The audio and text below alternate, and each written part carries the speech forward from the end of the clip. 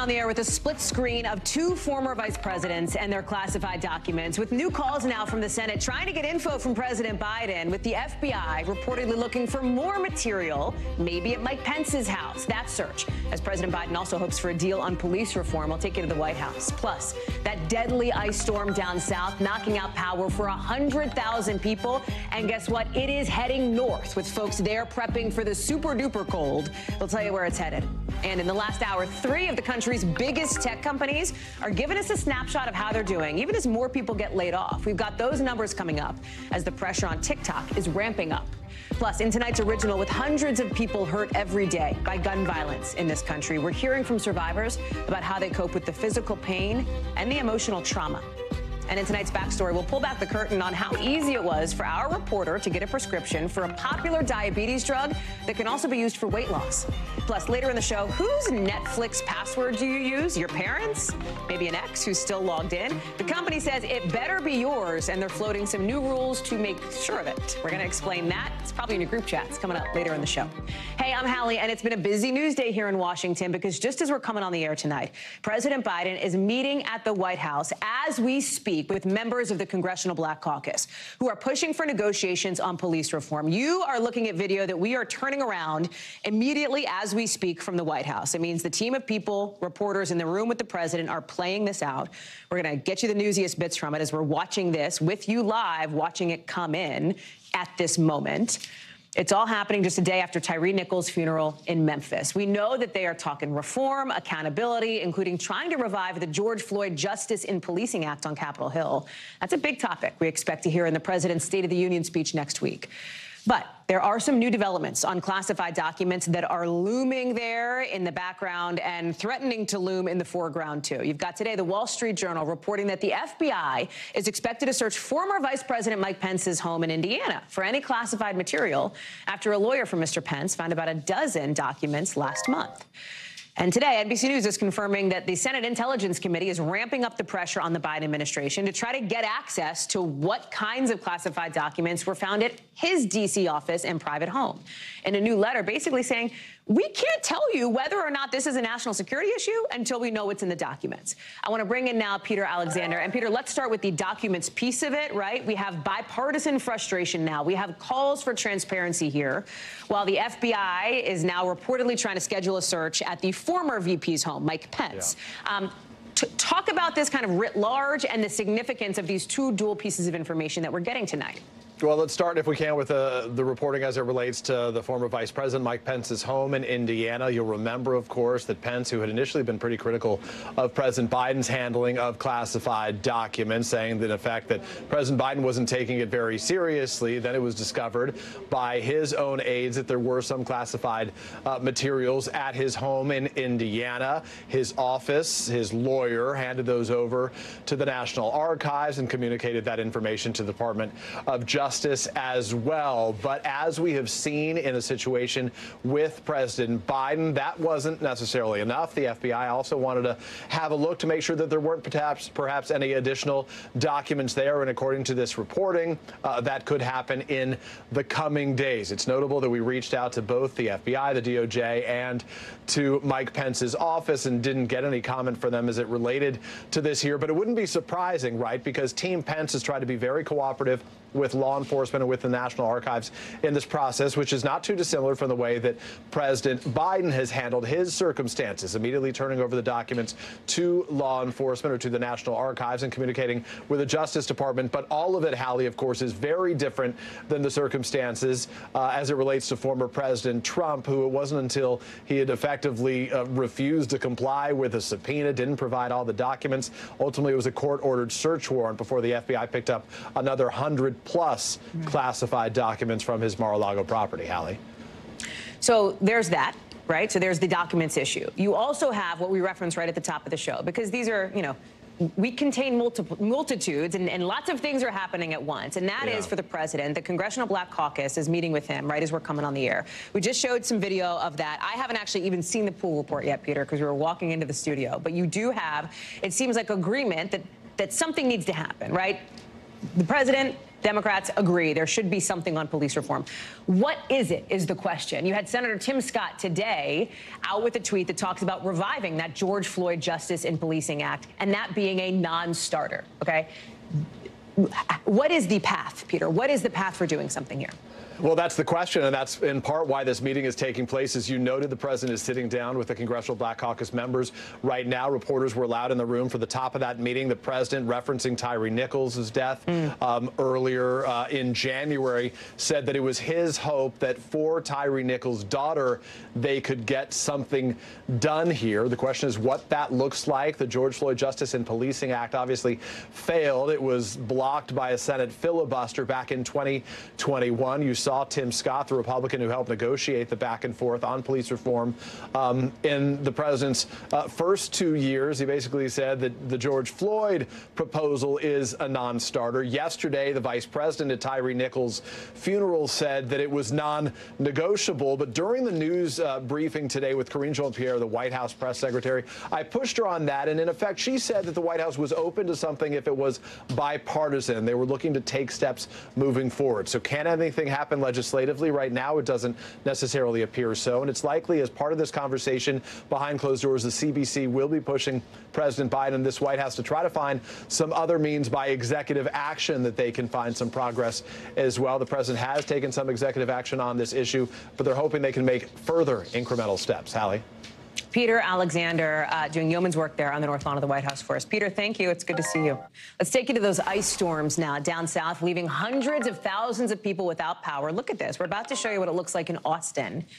And yeah, like maybe it's kind of pretty on the trees, but it is a mess and dangerous and deadly everywhere else. These trees are falling down. They're knocking down power lines. Austin's energy company says it'll take a lot longer to restore power than they thought. And check this out. For the trampoline. That's ice breaking on a frozen trampoline, which is a picture that sort of says a lot there. The good news is that ice will melt soon because the south is getting warmer. That is not going to be true to the north. From the northern plains up to the northeast, 56 million people are under wind chill alerts, getting ready for below zero temperatures. Already, Boston public schools are like, we are not doing this. They are closing tomorrow. AAA says when temperatures get really cold, your car batteries have problems, right? It could make it harder to start your car. There's stuff to worry about in your house, too.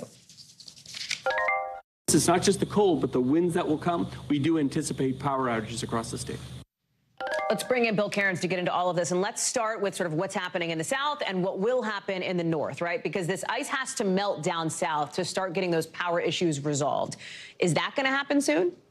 It's going to happen tomorrow, not so much today. Okay. Today's kind of status quo. We got about 500,000 people without power. And think about this as 4 days in a row. So we have kids that haven't been in school for 4 days in areas around Dallas and Fort Worth, especially areas around Little Rock and Memphis and areas of southern Arkansas that were hit hard. And even our friends right around Greenville, Mississippi, they had a really nasty ice storm last night. And there's power outages in this region, too. So it's not isolated into areas like Austin. It's actually kind of been more widespread than that. But temperatures are above freezing now. And Hallie, this is what they want. Friday in Dallas, 50 degrees. Little Rock up to 50 by Saturday. So it should be just puddles tomorrow, and probably everything will be gone by the weekend.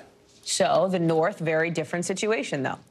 Yeah, in the north. I mean, this is going to be a comparison to like the Christmas cold that we had in many areas. So, you know, Arctic high pressure is building down. There's temperatures like -30 right now in Hudson Bay here. That's what's plunging down. The cold front has already moved through areas like Minneapolis where the temperature is just nosediving and the winds are picking up. And so this will be the coldest area of the season in certain areas, especially northern New England. So here's all the dangerous stuff. When you get into the reddish color, International Falls to Duluth, and all of northern New England is under a wind chill warning.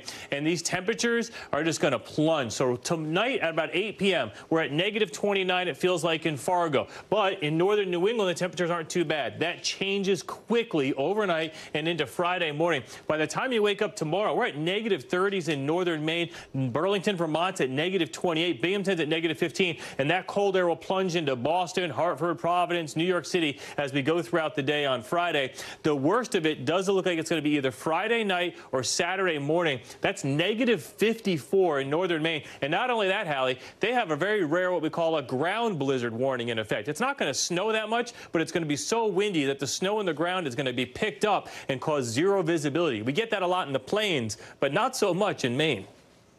Bill Cairns live for us on that. Bill, thank you very much. Appreciate it.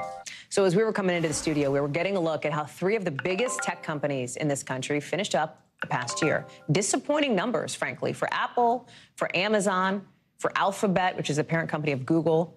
But one company that is doing well today, Meta, sending the NASDAQ way up after shares of the Facebook and Instagram parent company jumped to 23%, partly because of a big stock buyback. Remember, why are we talking about these big tech companies? They have a lot of influence, sure, but they've also had a lot of layoffs over the last year. Even though, we should note, new federal data shows that the weekly jobless claims are actually the lowest they've been in 9 months. Jake Ward joins us now. So, Jake, we are not CNBC. Like, we know who we are here at NBC News Now. We are not a business network. But the reason why we thought it was important to tell the story of these tech layoffs is because it tells us a bigger and broader story about this country's economy right now. That's absolutely right. I mean, Hallie, these companies are so weird to watch, right? Especially for those of us who aren't in the business of doing the journalism that you use to, make money off them, right? We're trying to figure out what do they tell us about where we are at.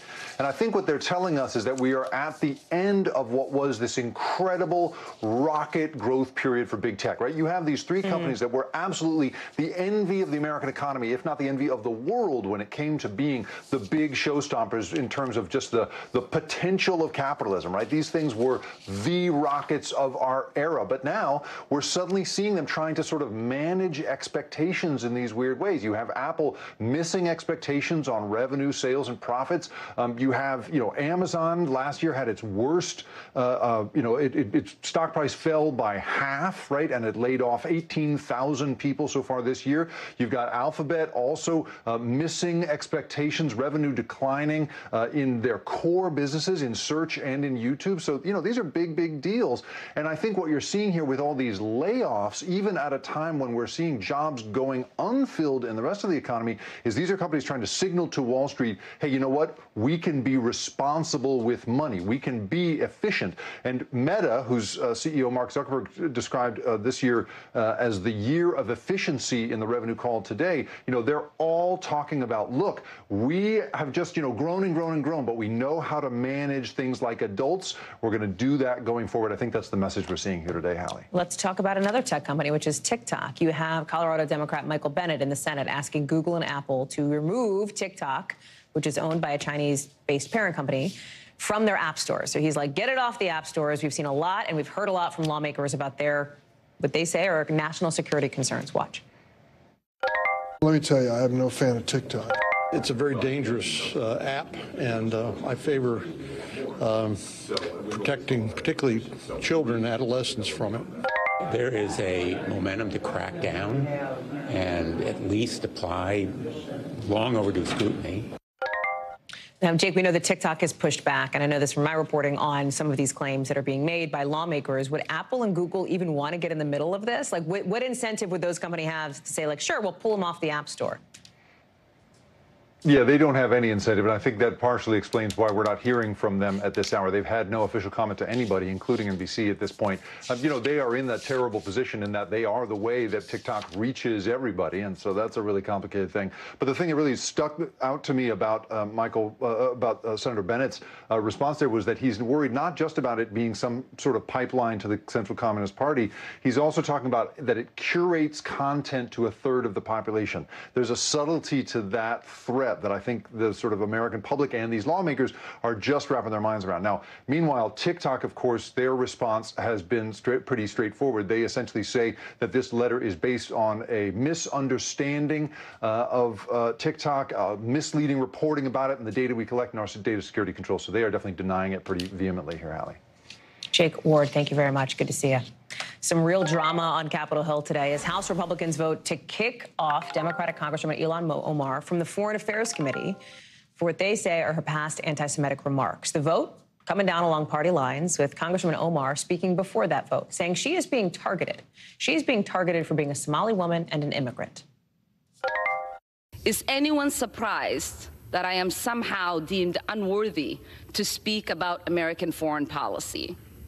Or that they see me as a powerful voice that needs to be silenced? My leadership and voice will not be diminished if I am not on this committee for one term. Now, some Democrats acknowledge that Congresswoman Omar has made mistakes in the past, for which she has apologized, but they say this vote is basically purely political.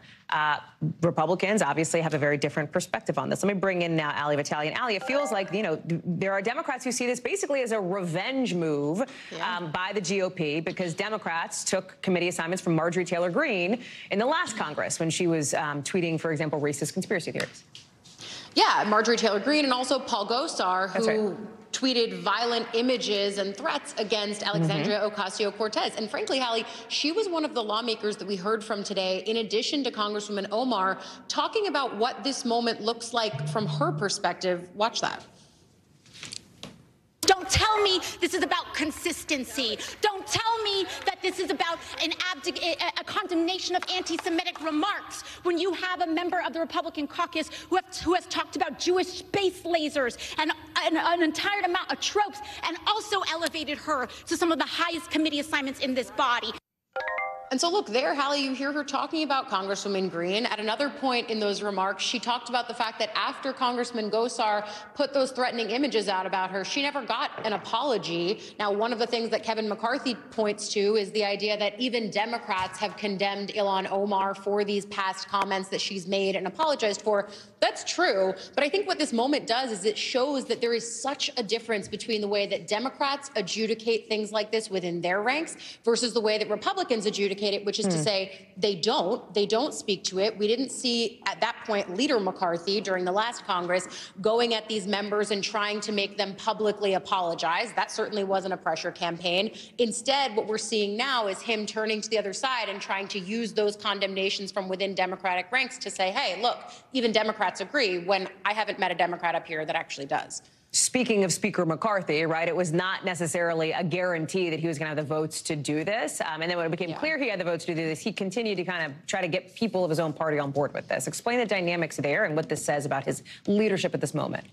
Yeah, leadership at this moment, and also what this Congress is going to be. It's kind of the same thing that we would talk about last Congress, which is it's a game of such tight margins. For McCarthy, usually his margin is 4, but today his margin was 3 because you have Congressman Greg Steube at home recovering from an accident. So he had members, 4 of them at one point, who were saying no, they weren't going to vote for this. That would have meant he didn't have the votes for it. Instead, he started picking them off one by one, pressuring them, making concessions, and now it looks like there are lawmakers from every single one of them who was against now voted for this. It was done unanimously among Republicans, a sign that McCarthy at least was whipping votes, not on policy, but on this. Hallie Vitale live for us on the Hill. Hallie, thank you. The judge in the South's so-called double murder trial of the century is telling prosecutors and defense attorneys for former lawyer Alec Murdaugh that they got to actually work together. Why? Because questions about whether or not Murdaugh's alleged financial crimes can be brought up as a possible motive for killing his wife and son are really making this trial drag on and on, according to the judge. Remember, even though this trial only has to do with the shooting deaths of Maggie and Paul Murdaugh, Alec Murdaugh is accused of more than 100 crimes, like drug trafficking, money laundering, fraud. Katie Beck is joining us now. And Katie, at issue here is that every time the prosecution brings a witness that wants to talk about some of these other alleged crimes, the jury has to be cleared out. So it sounds like the judge is kind of saying, hey, we gotta move this along, or this trial could last, who knows how long. Right. Well, instead of deciding these issues before trial, they sort of waited until they were in trial to establish where those boundary lines were in terms of evidence, Hallie. And this evidence is a big deal because, as you said, the prosecution's entire theory is that the motive that Alec Murdaugh had for killing his wife and son was to conceal and distract from the financial crimes that were unraveling. A perfect storm. He was being questioned at work about the missing money. He had an upcoming hearing and his son's boat trial crash that was going to expose all of his financial information. So they say he had this impending perfect storm. That was the motive for the crime. Therefore, the jury should be able to hear about these financial crimes. They should be able to hear about the fraud and the embezzlement. The defense is saying, yes, he's charged with those, but they're not convictions yet. So you're prejudicing the jury by bringing in all this information and making him out to be a bad guy, when in fact it has nothing to do with the murders. And, that these have not actually been convictions yet, just charges. The judge is saying, look, I'd like it if you two would work it out. If you don't, I'll work it out for you. Here's what he said from the bench today. I'm happy to sit and hear any and all of the testimony. To the extent that you all can be in agreement with a path forward, that's best. If you can't, then I make the call. So this conversation will likely continue into tomorrow. The judge set the jury returning at 11:30, which is later than usual, and that is probably because he's going to have to make a decide on this motion, Hallie, and decide where those boundary lines are. How much can they bring in? How much can they talk about the financial crimes in relation to this? But without these financial crimes, the prosecution has no motive. Well, right. I mean, that's why, and you've laid out so clearly here why the prosecution is so invested into trying to get this to be able to be brought. Was this the big focus of court today? Any other, was this sort of it? Was there any other highlights, or was this the one? Yes. No, I mean, I took up the most of the day. There was a witness or two in the afternoon, but for the vast majority of the day, the jury was excused. They didn't hear any of this. So they've kind of been sitting and waiting all day. And you know how judges like to get things going. They get a little frustrated when things get backed up. So we'll see what happens tomorrow. Katie Beck, we sure will. We'll be talking again, I believe. Thank you. We've got some breaking news to get to, an exclusive out of our Pentagon team, because apparently there is a suspected Chinese spy balloon that's been hovering over the northern U.S., according to 3 officials familiar with this. A spokesperson for the Pentagon calls it a high-altitude surveillance balloon, saying they're monitoring it closely. Courtney Kuby has been on this. And Court, so Montana, parts of Alaska, Canada, and potentially over some U.S. military sites. Do I have that right? Yeah, so it was last spotted that we know of around Billings, Montana. That's a couple hundred miles from Malmstrom Air Force Base, which critically is where the U.S. keeps some of their ICBMs, their Minuteman III ICBMs. That being said, as far as we know, it was not over that base. U.S. officials were still extremely concerned, so concerned, Hallie, that yesterday, Secretary of Defense Lloyd Austin, while traveling in the Philippines, convened a meeting of his senior leaders in the middle of the night his time, including Chairman of the Joint Chiefs, General Mark Milley, other DOD leaders, the head of NORTHCOM NORAD, who was here in D.C. at the time, convened them to discuss this. They looked at the track of this balloon, where it had been, where they believed it was going, and then they assessed its ability to actually gather any intelligence. They looked at options, including taking it down out of the sky. Ultimately, they came to the decision, to the agreement that if they were to shoot this thing out of the sky, it would create a debris field that would put people and assets on the ground in Montana potentially at risk. But it got to the point, they were so serious about this potential that when there was a window while this balloon was over Montana, they actually scrambled U.S.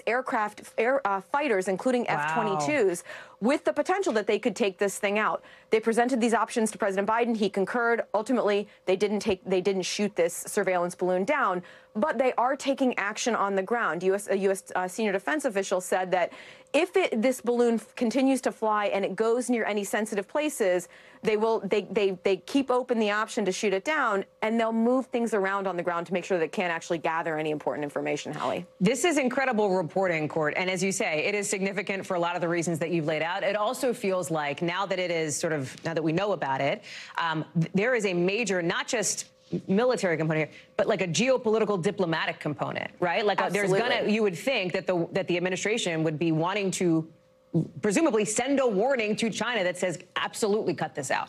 So all we know about that so far is that the U.S. has communicated with China, both here in D.C. and in Beijing, that they're aware of this balloon and they have sent some sort of a message. But I spoke with a senior defense official who declined to say exactly what that message was or whether the Chinese acknowledged that this was their balloon. All that we know so far is the U.S., the Pentagon, is confident that this does belong to the People's Republic of China. Courtney Kuby, great work. Thank you for that scoop and for bringing it here first on NBC News Now. Appreciate it. Coming up here on the show, judges considering reinstating the murder conviction of the serial podcast subject, Adnan Syed, what he told reporters outside court today. Plus, the first public statement from the former principal in that Virginia school shooting. She says she didn't know that 6-year-old had a gun. What her lawyer says is happening to her client now. Next.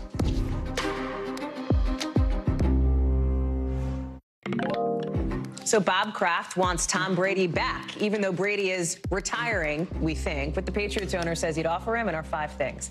But first, the lawyer of the ex-principal of an elementary school where a teacher got shot by a 6-year-old is saying today in her first public statement that her client, Breonna Foster Newton, had no idea that little boy had a gun before this happened. Listen. The fact of the matter is that those who were aware that the student may have had a gun on the premises that day did not report this to Ms. Newton at all.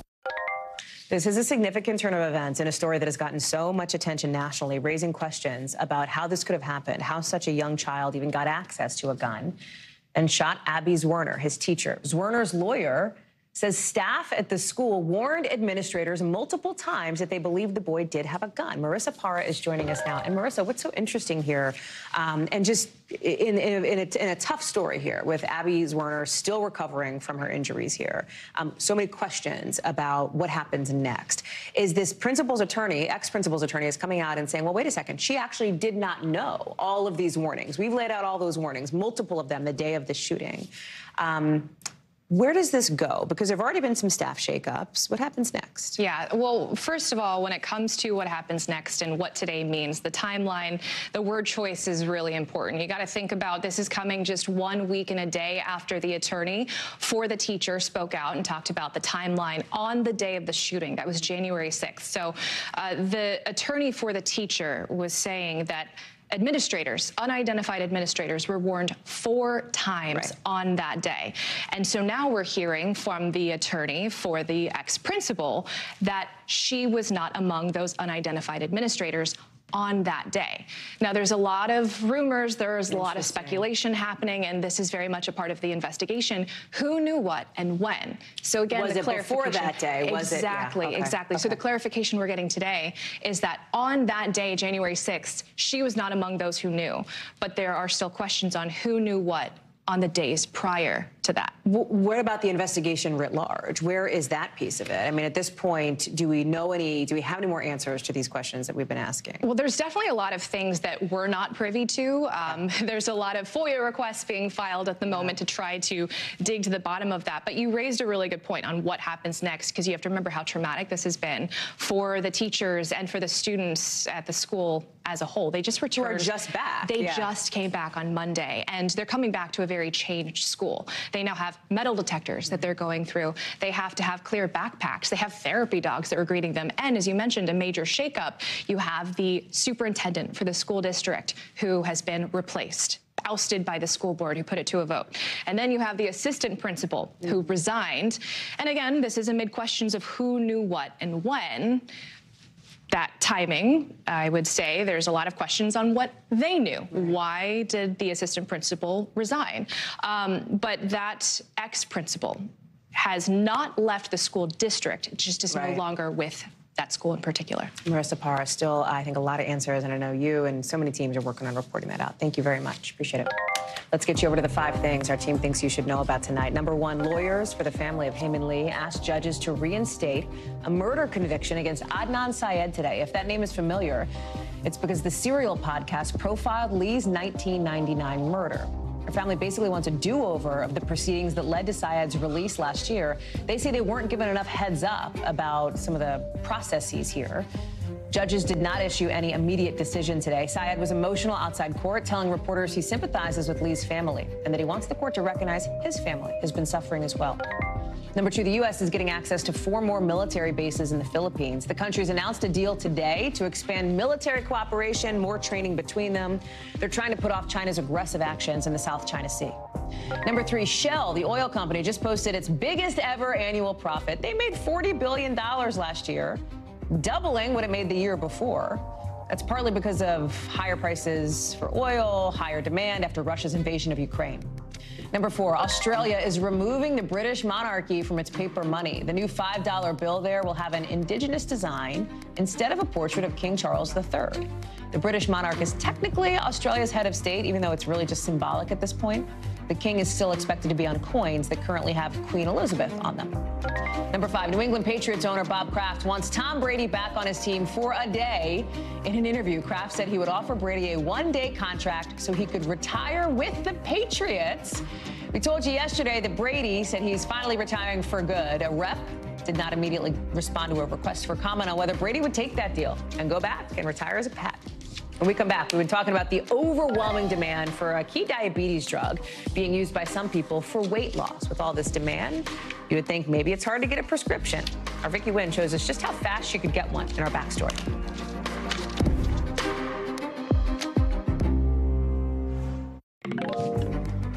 To tonight's original now with in-depth reporting on a topic we've been watching. A new federal report on guns and crime is the biggest of its kind in 20 years. Among other things, it found a shorter turnaround time between gun purchases and gun recoveries from crime scenes.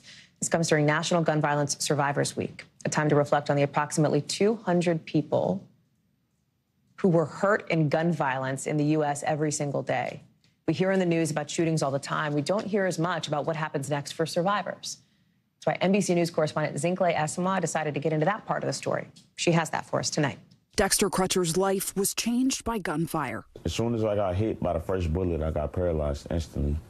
I didn't feel nothing. The 28-year-old says it started as a meeting with a woman in Indianapolis over a borrowed item in 2018. It quickly escalated to a verbal, then physical altercation. At that point, Dexter says 2 men who knew the woman got involved, and Dexter was shot 3 times. This is me when I first got shot. Paralyzed from the chest down, doctors said he may never walk or move his arms again. How did you react to that? Oh, I started crying like a baby. His assailants arrested, charged with aggravated battery, and both sentenced to 12 years. And Dexter, a father of 3, once active on his feet, forced to reckon with his new reality.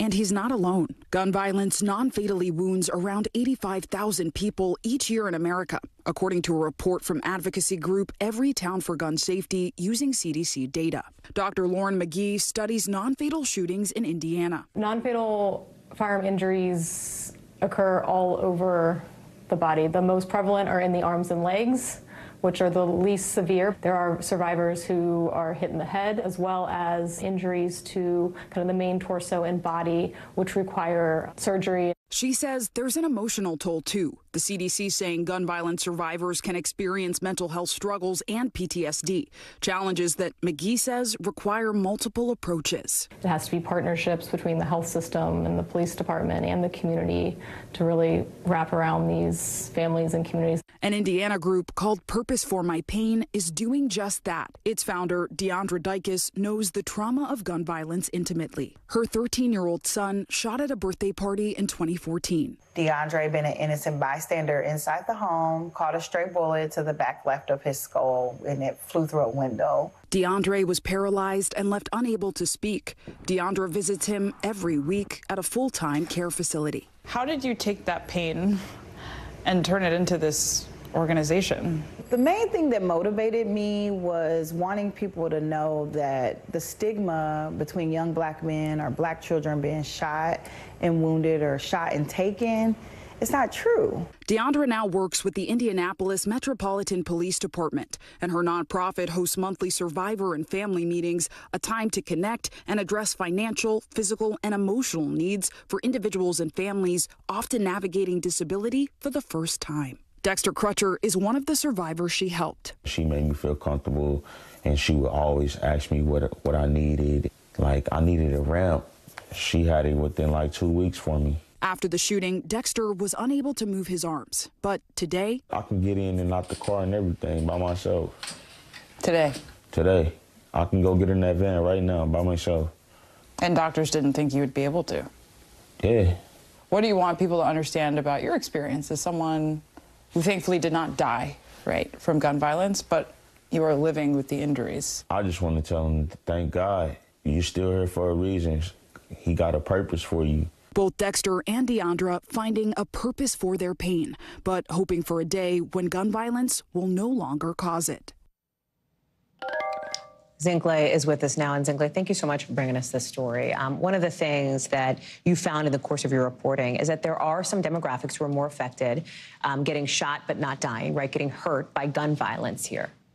Yeah, Hallie, that's right. And this story pitch came from that very question and conversation, right? We often hear about 3 dead, 2 wounded, 5 dead, 6 wounded, but we rarely hear about what happens to the non-fatally injured years later after they've dealt with job changes and medical bills and moving.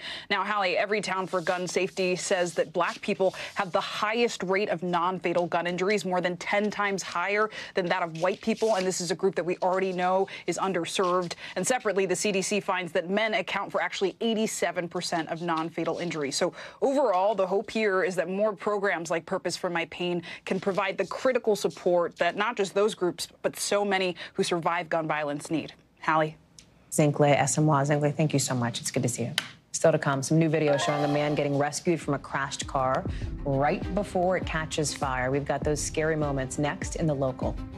Plus, some Netflix users not too happy about potential plans to crack down on password sharing, even coming up with like nightmare scenarios for people who stream a lot. We'll tell you what these new rules could look like and how Netflix is stepping it up. Coming up. Time now to get the backstory, our behind-the-scenes look at how a story comes together and how it fits into our bigger picture. The company that makes Ozempic says it's now ramping up production to deal with the shortage of this diabetes drug as it gets more and more popular. You've probably heard of it before. It's being called a breakthrough for treating diabetes, but also for folks trying to lose weight. All the demand means pharmacies are going out of stock really quickly. Some people are going online to get a prescription. In some cases, you may not need to even have diabetes or be medically defined as obese to get it.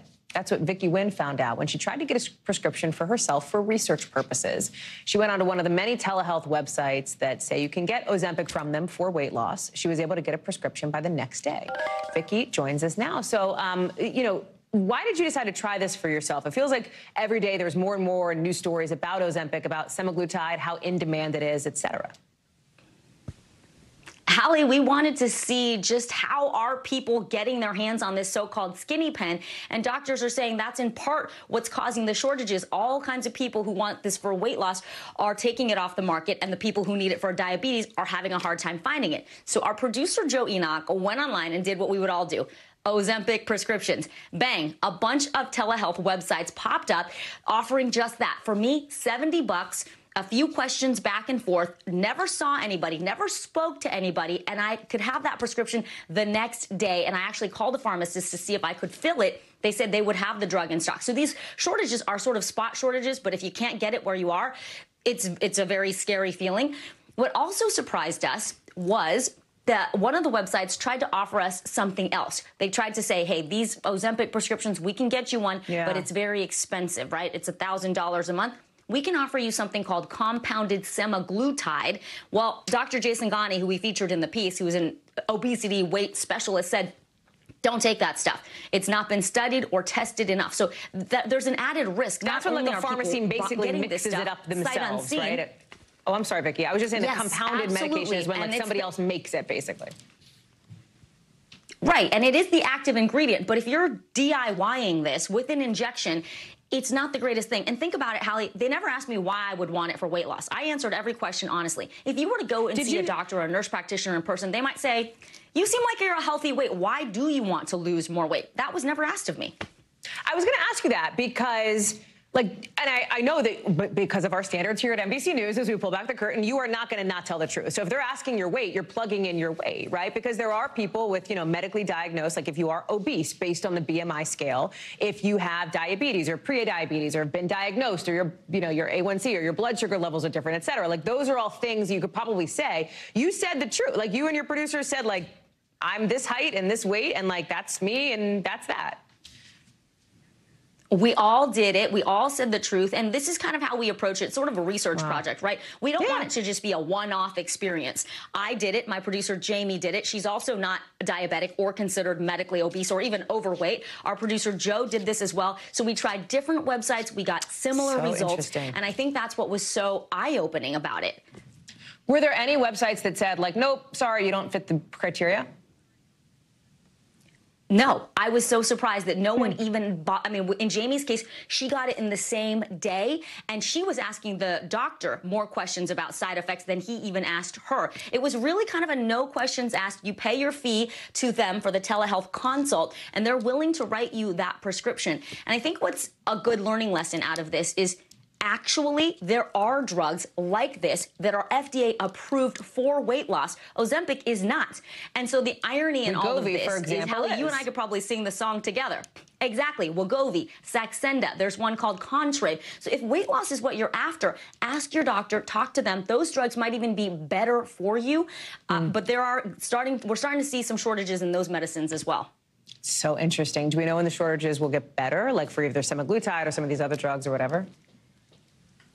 Novo Nordisk, who makes Wegovy and Ozempic, said $1.6 billion is going into ramping up production. They don't have a timeline yet, though.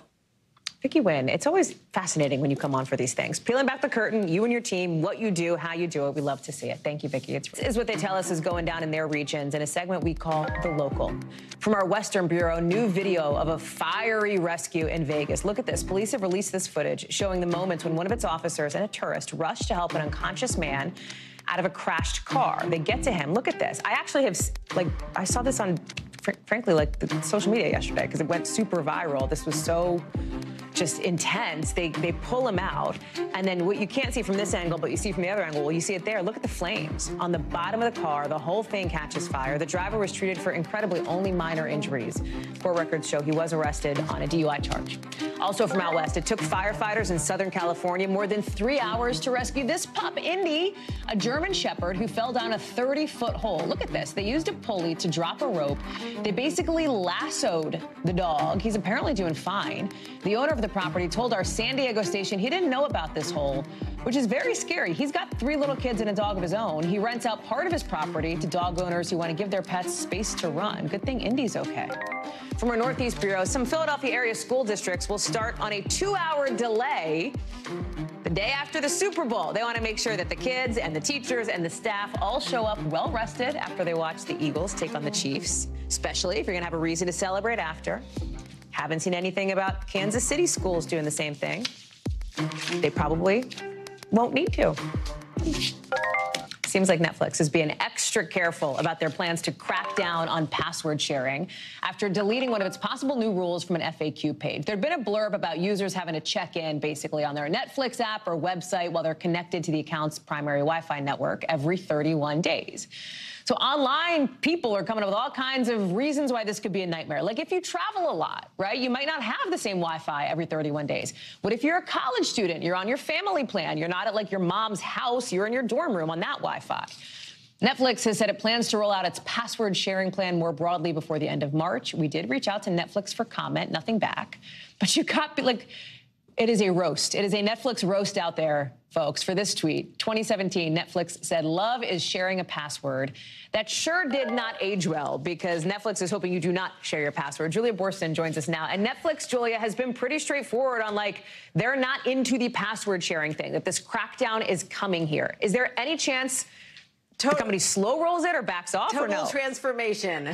No, total transformation. A couple years ago, they thought it was fine, but now they've realized there are 100 million people who are borrowing passwords, and they want to make sure that at least some of them start to pay if they're going to be watching Netflix. 100 million is a huge number. Netflix has seen its growth really slow as the market becomes more saturated, so they see this as a huge opportunity to try to make money from some of those people who may be freeloading. So they're going to be rolling this out slowly. They've already been testing it in certain markets, but they did have to walk back some concerns, some red flags that were raised. I just want to pull up this USA Today headline that they noted that a Help Center article containing information raised a lot of concerns because that information was only applicable in Chile, Costa Rica, and Peru. And then that Help Center article went live in other countries. They have since updated it. A lot of the concerns are about the fact that this whole process has already been underway in some of those countries, but it hasn't officially really been completed here in the U.S. yet. Well, let me tell you, Julia, this is in all the group chats, right? The whole Netflix password sharing thing, because there's a lot of different things that would go into effect that would crack down on this. Walk us through what changes functionally if, let's say, you are still rolling off your ex's account if they're whatever logged in.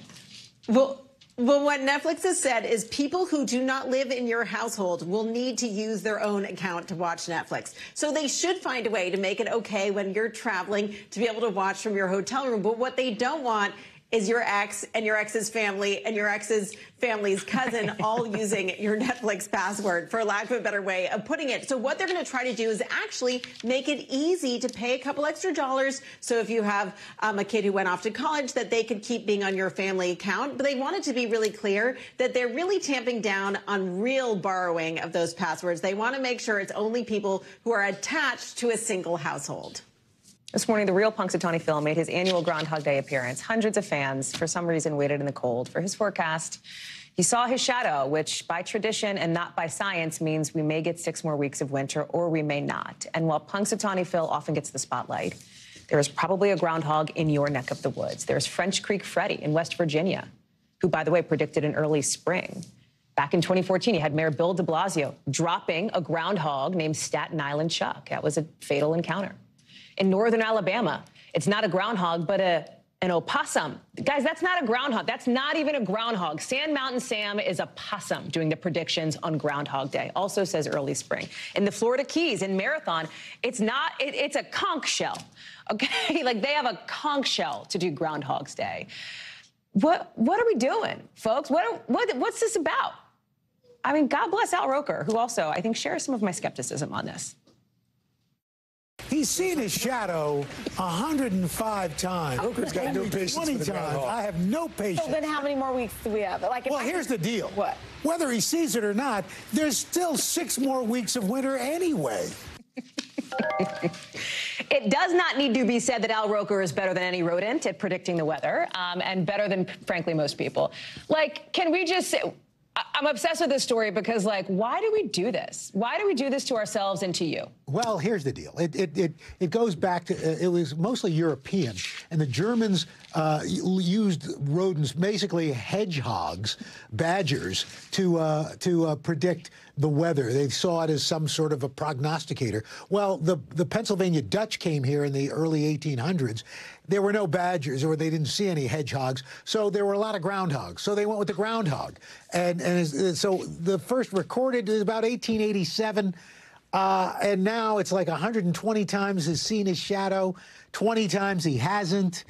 There were 8 years where nothing happened. Maybe he was underground. I don't know what happened. They couldn't get him out. But listen, it's a nice bit of folklore. Thousands and thousands of people show up in Punxsutawney. So if that's your idea of a good time, God bless you. God bless. One of my producers was in Essex, Connecticut. People parade down the street for like a groundhog that's like a paper mache, whatever. Are you Bill Murray vibes on this, or do you, Al? You find the positivity in anything, my friend. Well, do you see the goodness of Groundhog's Day? I'm not gonna lie. I'm hotly cynical on this. Listen, the fact of the matter is, if you look at the calendar, in 6 weeks it's going to be spring. So what the heck? I mean, and by the way, the groundhog, a very nasty little character. They are not pleasant. And I guess if you were in a hole... You literally sound like Bill Murray. If you were in a hole for 6 months and then somebody grabs you by the scruff of your neck and, hey! I'd be a little angry too. I'd be pissed. And just to clear up for there's no conspiracy theories in this. Can you confirm that there is not a scientific link between the groundhog seeing its shadow and climate? Can you just make sure that we understand that? No, they're about 40% accurate. Their accuracy rate is 40%. Which is worse than a coin flip, right? Really. I mean, a coin flip, I think you got 50-50. I mean, I would have been out of a job a long time ago if I was 40%. Al Roker, we love you. It is so good to see you.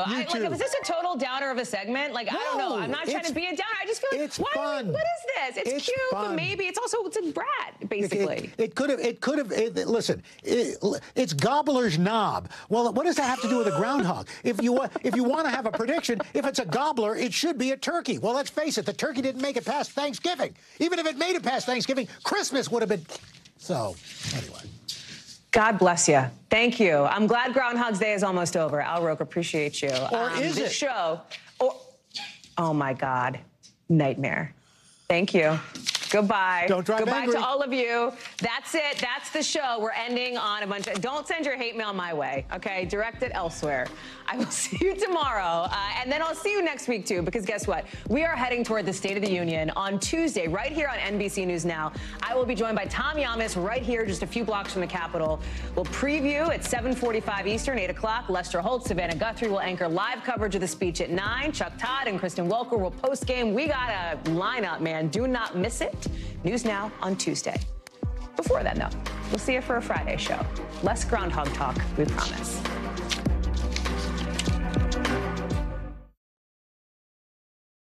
Thanks for watching our YouTube channel. Follow today's top stories and breaking news by downloading the NBC News app.